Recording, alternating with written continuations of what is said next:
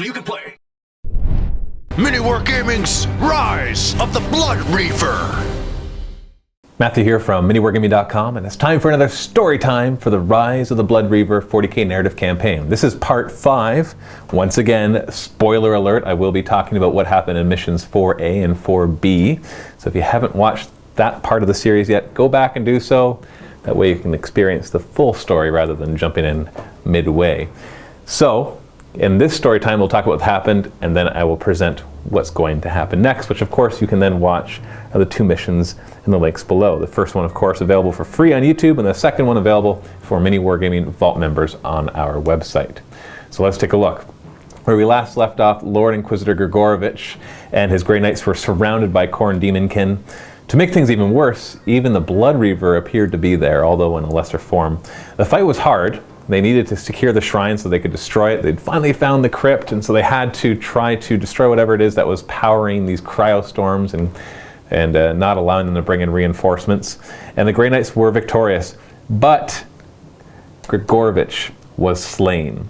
He was killed. The leader of the entire expedition of the Grey Knights and the Astra Militarum was killed, leaving the expedition temporarily, well, very temporarily, leaderless. Paladin Titus fought valiantly, and was even the one that dealt the final blow to the Demon Prince, banishing it back to the Foul Warp, but who knows for how long. Calling upon all his surviving brethren, they summoned all of their psychic strength and destroyed the shrine that appeared to be feeding the storm above. It had the desired effect. Immediately the cryostorm abated, leaving only regular snowstorms, which to the Grey Knights at that point felt like tropical temperatures, because cryostorms are pretty intense. Titus wasted no time in taking control after having lost their brother captain, and just they'd already lost enough of their leaders, and so Titus realized that he would have to just kind of try to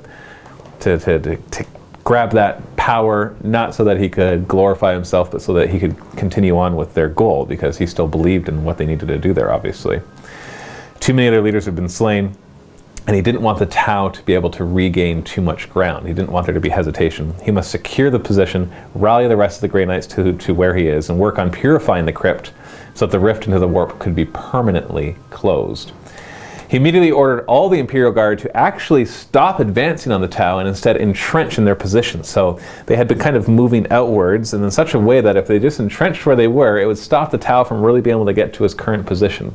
This would allow him and the rest of the Grey Knights to really focus their efforts on purifying this crypt, to just close it once and for all, and then they could leave this planet and just, they could issue an exterminatus and maybe come back and deal with the Tau, but the Tau really weren't their concern. As much as they weren't very happy to be fighting the Tau, the main real concern was the demons. The Tau Empire is not nearly as big a concern as all of the chaos that could be coming through the warp there. In the meantime, an injured interrogator Anton and brother champion Cassius arrived on the planet with ill news. Sister Helen appeared to be working in conjunction with the demons, furthering their purposes wherever she went. When Titus inquired about her whereabouts, they were unable to answer. She had managed to elude them after firing on Anton. Anton was greatly saddened by the news of the death of Inquisitor Grigorovich. He had been a mentor for a very long time, and Anton had hoped that it would be Grigorovich that would advance him to the ranks of a full Inquisitor. But he also saw that there was an opportunity here to prove himself, because if he could fill the shoes of Lord Inquisitor Grigorovich of all people, then the Inquisition would surely realize that he was ready to become a full-on Inquisitor and promote him there. So he had to basically help the Grey Knights to get this all sealed up and go home victorious before they took too many more losses. However, unbeknownst to Anton, Cassius, and Titus, Sister Helen had survived their journey through the warp and was able to sneak off of their transport when they arrived planetside. She made her way to the front lines of the Imperial Guard. She had other plans in mind. Because the word of her treachery had not been broadcast to all the captains of the Imperial Guard, they didn't know that she had turned traitor.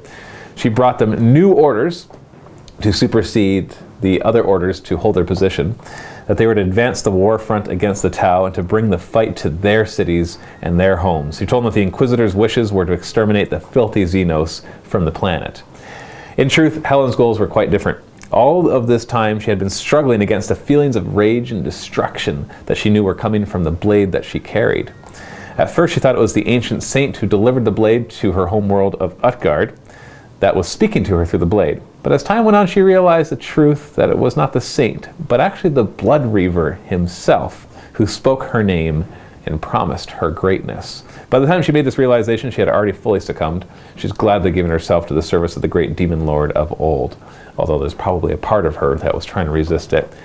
She had just fallen too far by this point. Now he gave her new purpose and fueled her rage even more. His shrine was being defiled by the filthy Grey Knights who were stopping him from truly manifesting. But if Helen could offer enough of a blood sacrifice on this world, then their efforts would be in vain. Helen knew exactly how to achieve this. She would have the Imperial Guard simply press forward and destroy as many Tau as possible, and actually hope that the Tau would destroy as many Imperial Guard as possible. She didn't care who won the combat, she just wanted a lot of people to die. Unfortunately for Titus, communication had been a little disorganized because of all the deaths of the Grey Knights and that him being so focused on trying to close down the shrine. He had just given the orders and thought, no problem, they'll be carried out. And so it took him a while to realize that his orders had been superseded. All the Grey Knights knew was that their efforts to cleanse the shrine were more difficult than they would have assumed. It just, every time they made progress, it would all of a sudden just push back, and they couldn't understand why. They didn't realize it was because the Imperial Guard and Tau were fighting so much that it was allowing Khorne to grab more of a hold on this world. And so they had, even some of the Imperial Guard at this point, actually, the ones that were, at least with Helen, were starting to fall under her influence and even were starting to be tainted by chaos. They had such success that soon Helen felt the beckoning of the blade to return it to the shrine, which she felt would finally fully destroy the prison placed there hundreds of years ago and allow the Blood Reaver to fully manifest in this subsector. After ordering the Loyalist Imperial Guard, the ones that hadn't been tainted, to press on, so she just sent them on suicide missions just to kind of grind right into the Tau. She took those who had turned traitor, but who had not yet revealed this fact, and started marching back towards the southern polar regions, preparing to confront the Grey Knights. Along the way, her scouts saw that the Tau had actually set up an ambush, and there was this canyon area that they would have to pass through, and the Tau were already ready there. But she knew this was going to happen, so she could have avoided it or, attacked them there, but she realized that this could actually provide the last needed sacrifice to get her through and to really activate the shrine. And so she prepared an ambush against the ambush of the Tau. So they still marched into the canyon, but they were ready for the Tau. And just she would hopefully be able to use this to slip through anyways. Back at the crypt, the banishment rituals were so unsuccessful thanks to Helen's efforts that not only did they fail to close a large rift, but a number of smaller rifts started just popping open on the surface. Titus ordered all available Grey Knights back to the surface to deal with these before the demons could overwhelm their position. This would provide the perfect distraction for Helen if she could arrive in time. So we have our two missions. Mission 5A is the Tau versus the Renegade Guard and Chaos as they ambush and then are ambushed in the canyon. So that'll be at the link below. And then Mission 5B will be the Grey Knights' efforts to close all of the smaller warp rifts before too many of the demons can pour through and reinforce that position. And that'll be at Mission 5B at the link below. Of course, if you're not a Vault member, you can still go and watch it. All you have to do is sign up for a free 7-day trial. It helps support us if you do end up staying a Vault member, which most people who take the trial do end up staying. And it really doesn't even cost that much. You can get it for as low as $3 a month if you get the bronze yearly membership. And it allows us to make these videos, and you get access to all the other battle reports and painting tutorials and behind the scenes that are there. So go ahead, click the links below, and happy wargaming.